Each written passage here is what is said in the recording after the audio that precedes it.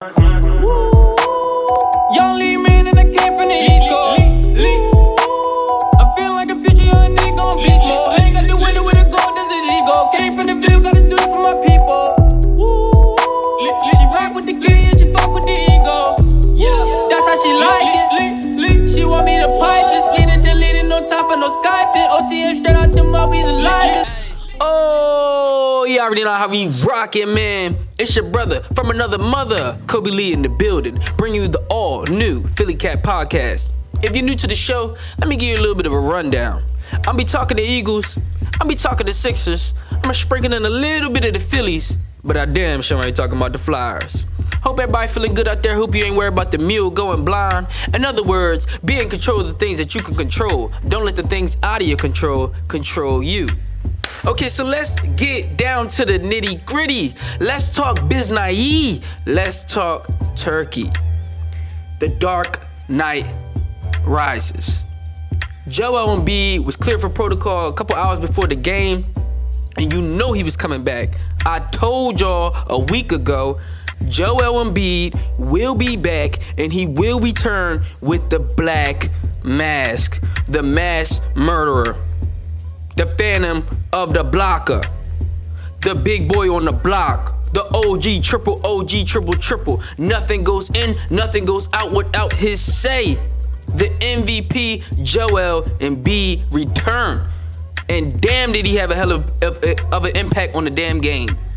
We talking 18 points, 11 rebounds. Was definitely rusty. Let's not get it twisted. He definitely was rusty. Definitely still got that torn ligament going on in his hand. Still got the fractured orbital bone in his face. So definitely was shaky on offense, right? 5 of 12 from the field. He didn't take a three. He was 8 of 10 from the free throw line. Definitely was aggressive. Played 36 minutes. Did a little bit of dirty work all around the board. 11 boards, 1 assist, 1 steal, 1 block. Right. Now, the biggest thing about Joel Embiid, in my opinion, which is so great, is his defense. I mean, it seems as though Bam Adebayo pulled up to the Wells Fargo Center in an invisible boatmobile. He had the Harry Potter invisible cloak on because he was just a no-show. Okay, we talking 9 points. This is Bam Adebayo. 9 points, 3 rebounds, 2 of 9 from the field. He been getting damn near 10 boards every game. You mean to tell me Bam only got 3 boards? I mean, Joel Embiid is clearly, when he's on the court, we're definitely top 5 defense. It is hands down. When he's off the court, we ain't shit. Let's just keep it, excuse my language, but let's just keep it $150. You know what I mean? Keep it 55th Street. Now, when you look at it, everybody else seems to play better when Joel Embiid is on the floor. Period. When you look at it, Danny Green, he was a flat-out sniper. I mean, sniped everything last night. When it come down to it, you got 2 types of Danny Green. You got Pop Danny, and you got playoff Danny, okay? And last night was playoff Danny. Let's look at the numbers. Danny Green, 21 points, 4 rebounds, 7 of 9 from the field, in which all 9 of those shots was from behind the arc. He made 7 of 9 from the 3-point line. Danny Green was chopping it. I mean, he brought the chopper. He brought the razor. He was out there cutting head. He was out there cutting grass. The boy balled out. That was playoff Danny, what we saw. The past couple of games, we've been seeing pop Danny. The one that can't run in transition, the one that's breaking dunks, the one that's airballing, breaking open threes. But this is what he's going to do. He's going to come through in the clutch when we need it. Especially in a game like this, a game 3, Joel Embiid is back with the black mask. It's something about that mask. Adebayo was looking scary, wasn't he? I mean, he was throwing so much bricks off of the glass. He was throwing up some bull junk, okay? Now, when you look at it, Maxey is he's there. He's locked in. That boy is ready. He's definitely probably right now I would say like the second scoring option for me, period. I like Maxey, you know what I'm saying? 21 points, 2 rebounds. What I definitely been asking for is for him to get other guys involved. And what you saw, he had 6 assists. He also had 2 steals, 7 of 11 from the field, 5 of 6 from the 3-point line, efficient in the mug. efficient than a mug and played 39 minutes. The boy can run. He can play all night. You could damn near play Maxey all damn game. He got a damn Energizer battery, AA battery in his goddamn bag. Now, James Harden, 17 points, 8 rebounds, 6 assists, 4-11 from the field, 1-7 from the three-point line. As y'all seen, the final score was 99-79, okay? We would have easily been in the 110 to 120 range easily if Harden would just make his shots. 1-7 from the three-point line is horrible. It's atrocious. And it's just damn near had a donut from the three-point line. You know what I mean? But we ain't gonna put you all the way in the graveyard shift. You was working morning shift. You know what I'm saying? You was working drive-through. We didn't have you on the grill. We didn't have you working the fries and all that. We had you working drive-through, just taking orders. You know what I'm saying? But Tobias definitely also had a shaky night. 4 of 13 from the field, 1 of 5 from the three-point line. But he almost had a triple dub. We talking 9 points, 10 rebounds, 8 assists, 2 steals. So he was definitely doing dirty work from all over the field. That's what I like to see. Hero, we got to get up on Tyler Hero. And what you see, first of all, shout out Matisse Thybulle. You definitely are playing. It seems like you play better when Joel was on the floor, okay? Because it just takes so much pressure off of you from having to bring something to the table on offense. And it takes the pressure off of just everybody from, scoring on offense. But he definitely was on Hero. He definitely was doing his thing on Oladipo. He was doing his thing on Lowry. Hero only had 14 points, 5 of 15 from the field. 2 of 7 from the three-point line, was broken and broke, had no change in the couch. Carr got declined. Carr just got revoked. You know what I mean? He looked scary last night. Oladipo only had 6 points, 2 of 5 from the field in 20 minutes. Oladipo was shut down. He had an invisible cloak on. He was a no-show, okay? Especially in the game where they could have ripped our hearts right out of our chests. If they would have won that game, it would have been a done dealio familio. You know what I'm saying? Kyle Lowry, but the real big problem for Miami is Kyle Lowry. Kyle Lowry, he just missed 4 games in a row due to injury. And the 4 games that he's missed, Miami has went 4-0. With Kyle Lowry in the lineup, he makes that lineup smaller. Kyle Lowry does not match up well against Philly. He does not. Especially with this team that we got now, he doesn't match up. Who is he out there going to guard? He out there trying to get charges in which they blocking fouls. 4 personal fouls, my brother. It looked like you was out there with a helmet on and shoulder pads. It looked like you was in rookie minicamp. It looked like you was running out the power eye. So yeah, Kyle Lowry is the problem. 25 minutes, 0 points, 0 for 4 from the field, 0 for 2 from the three-point line, 4 personal fouls. We call that a donut, a Krispy Kreme donut. Now you was the supervisor. You was working night shift. You made sure you had to lock up. Make sure you mop up, wipe the tables down, put the chairs on top of the table, flip them upside down, make sure all the napkins is ready and the ketchup bottles is refilled. You were working the night shift, the graveyard shift. You was mopping, sweeping, preparing the rest of the donuts for the next morning. Donuts. There's no reason why you should finish the game with more fouls than points. 4 fouls, 0 points. Kyle Lowry is the problem, and I want him to stay in. He might as well stay up in there because he's getting cooked all over the place. He's too little. It was so many times where they had Kyle Lowry on Tobias. That's why you see Tobias getting 8 assists. He was just backing Lowry down. They come double. He swing the ball out, and Danny was just Danny. Danny was playoff Danny. Damn it, Doc. You did a great job. Okay.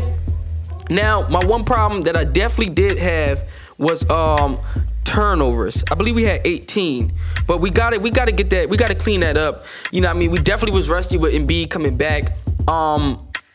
But Miami only had, for the most part on defense, we was sharp. We was cheddar cheese sharp. We was Shannon sharp. Miami only had 2 players with over 10 points. Jimmy Butler had 33 and 9 rebounds. Tyler Hero had 14 points. Nobody else had over 10 points. So that's the game plan that we would like to see. 79 points. Miami only had 34 points in the first half. That's the fewest in a half since 2013. So we was clamping them boys, and B had them boys scared. He's the bully on the block. Nothing goes in, nothing goes out without his say. Okay?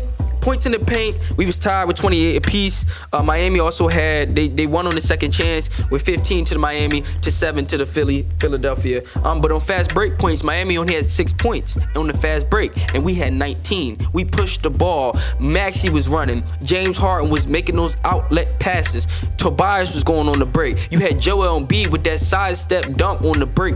I guess Devin was trying to take a charge, and he just hit him with a type sidestep. It was like a mini Euro. It was like some type of Giannis. Like it's crazy what the MVP can do. It's crazy when he's on the field, on the court, shall I say. Joel Embiid, once we beat Miami, you can book the ring. You can book it. Confidence will be sky high. We coming down from being down 0-2. If we beat Miami, when we beat Miami, you can book the ring. This is the finals right here. We get in the ring this year if we beat Miami. Okay? Now, if we lose Miami, Doc gotta go. I'm not dealing with the bull junk. I'm not dealing with it. You know what I'm saying? But definitely Maxey was consistently stepping up. Thibault played better. You know what I'm saying? We was down 2-0, and like I said, being down 2-0, the Sixers have never won a playoff series in 19 tries after losing the first 2 games. So that's really one of my concerns. We've never came back from a 2-0 deficit. That's the real concern. Can we rally it up? And it definitely heightens our chances, you know, in our percentage of actually winning this series when Embiid is on the floor. And it's crazy because the man's not even 100%. 100%, it really will be looking like a 4-1, maybe even a 4-2 on our end where we getting them out of here. Now it's looking like we may be going to a Game 7. I'm still going to stick to the Game 7 and Philly wins. But I knew that Philly would dominate this game. I figured that if Joel Embiid came back, we would dominate. And when they first said he wasn't going to be able to come back, I'm like, damn, like, well, you might as well wrap it up. We might as well, you know what I mean, 1, 2, 3 Cancun. You know what I mean? But then Embiid comes back, and it just was, the energy was just different. This team is amazing. This team is definitely Embiid, and this team is just much watch TV, must see TV. You know what I'm saying? Another concern that I have is for this Game 4, Erik Spoelstra will make adjustments. It's going to be more doubles. It's going to be more triple teams. It's going to be more double teams. It's going to be more triple teams. It's going to be more zone. And the lineup is going to be looking different. They're going to be bringing other guys in. Doc Rivers, you have to make the adjustments. Now, this game we played good. But don't think it's just you gonna come out with the same shit and Erik Spoelstra just gonna come out with the same game plan. It's gonna be way different. So we have to win tomorrow. Tomorrow is Mother's Day. So, you know, shout out all the mothers out there. You know, I got much respect, much love for all the women out there. You know what I'm saying? I hope all of us just enjoy our time with our mothers. And, you know, if you're not with your mother right now, you know what I mean? You know, much God bless you. And you know, just spend some time with your family, you know what I'm saying? Because life ain't guaranteed, you know, tomorrow is not guaranteed. So, you know, just watching the games and, you know, it's just really a good thing, you know what I mean? Just enjoying the time out there and watching these games. This playoffs has really been a great playoffs. And I said this playoffs was going to be epic, you know what I mean? And I still believe we can get the ring. So yeah, man, let's go around the league. Okay, the Mavs beat the Suns yesterday, 103-94. Series is now 2-1. Phoenix is up. Game 4 will be tomorrow, I believe. Luka had 26 points, 13 rebounds, 9 assists. Jalen Brunson had 28 points, 4 rebounds, 5 assists. They balled out. Booker, 18 points, 6 assists. It's not enough if you want to beat the Mavs. It's not gonna be enough. You gotta get the high 20s. I need the 30 piece from you. CP3, I definitely cannot. You can't walk out with 12 points. You definitely had 7 rebounds, but you need more assists. 4 assists, it's not going to cut it. You got to be in the 20s. If you're going to be in the 18s or the high teens, I need you to have that triple dub. I need you to have over 10 assists. I need you to have at least 8, okay? Now, Crowder definitely did step up with 19.7 rebounds, 5 assists, but unfortunately, it wasn't enough. Mavs go up, so now it's 2-1. Phoenix is up 2-1 in that series. Celtics play the Bucks today at 3:30. Series is tied 1-1. Grizzlies versus the Warriors later on tonight, 8:30 p.m. Eastern time. That series is also 1-1. If I'm saying that right, I hope I'm saying that right. Mother's Day is tomorrow. Suns versus Mavs tomorrow, 3:30 for Game 4. Heat versus the Sixers later on that tomorrow night at 8 p.m. Eastern, Game 4. Let me know what y'all think in the comments, man. I really believe that this Game 4 is going to be a tough game, but we're going to pull it out. And now we got the momentum back on our side going into Miami. I think Game 7. I say we win this game. I say we win Game 5. I said Miami might get to 6. Or it might be the other way around. It might be we win the Game 3, Game 4. They win Game 5. We win Game 6. And then we go to Miami and win Game 7. You know what I'm saying? But yeah, man. Let me know what y'all think in the comments. It's your brother from another mother, Kobe Lee, in the building. Signing out. And until next time, folks. T-Roy, take us home. Hey.